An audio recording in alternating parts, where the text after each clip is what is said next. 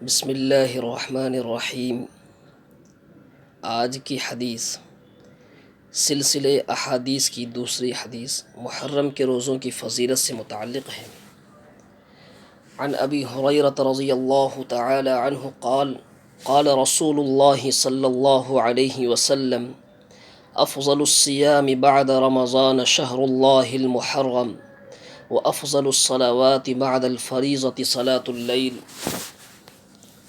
حضرت ابو ہریرہ رضی اللہ تعالی عنہ فرماتے ہیں کہ رسول اللہ صلی اللہ علیہ وسلم نے ارشاد فرمایا، رمضان کے بعد افضل ترین روزہ اللہ کے مہینے محرم کا روزہ ہے، اور فرض نماز کے بعد افضل ترین نماز تہجد کی نماز ہے۔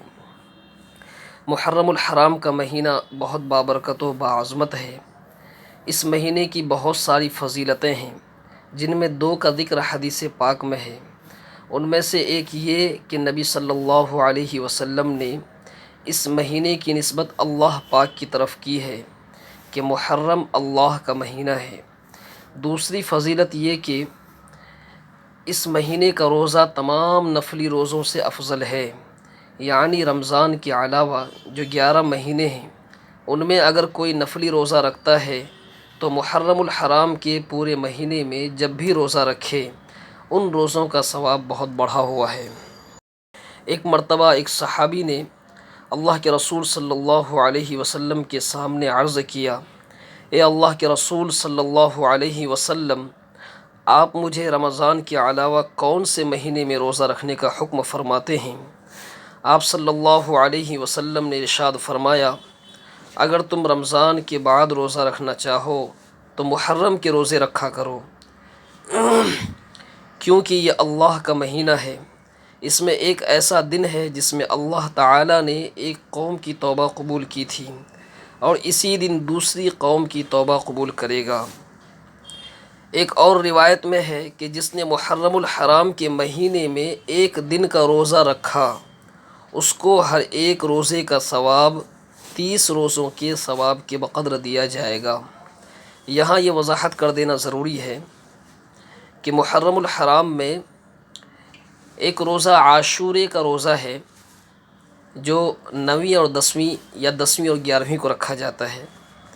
یہ فضیلت عاشورے کے روزے کی فضیلت سے ہٹ کر ہے۔ محرم الحرام کے پورے مہینے میں کسی بھی دن اگر روزہ رکھے تو اس کے لیے یہی ثواب ہے کہ ایک دن کا روزہ رکھنے کے بقدر اس کو 30 روزوں کا ثواب ملے گا۔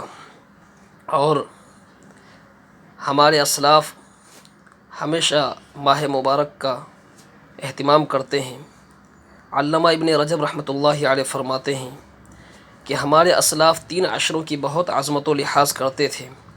ایک رمضان المبارک کا آخری عشرہ، دوسرا ذی الحجہ کا پہلا عشرہ، تیسرا محرم الحرام کا پہلا عشرہ۔ نیز فرماتے ہیں کہ بعض نے کہا ہے کہ اللہ سبحانہ و تعالی نے حضرت موسیٰ علیہ السلام کے 30 دن کے بعد 40 دن کی تکمیل کے لیے جن 10 دنوں کا اضافہ کیا تھا وہ یہی محرم الحرام کے 10 دن تھے، اور حضرت موسیٰ علیہ السلام کو 10 محرم الحرام کے دن باری تعالیٰ سے ہم کلام ہونے کا شرف حاصل ہوا ہے۔ خلاصہ یہ کہ محرم الحرام کی بہت زیادہ فضیلت ہے، اس لیے اس مہینے کی قدر کرنی چاہیے، ایک ایک دن کی قدر کرنی چاہیے، نوافل اور نفلی عبادت کا اہتمام کرنا چاہیے۔ اللہ پاک تمام مسلمانوں کو اس حدیث پر عمل کرنے کی توفیق عطا فرمائے۔ ثواب کی نیت سے آپ بھی اس کو آگے شیئر کیجیے۔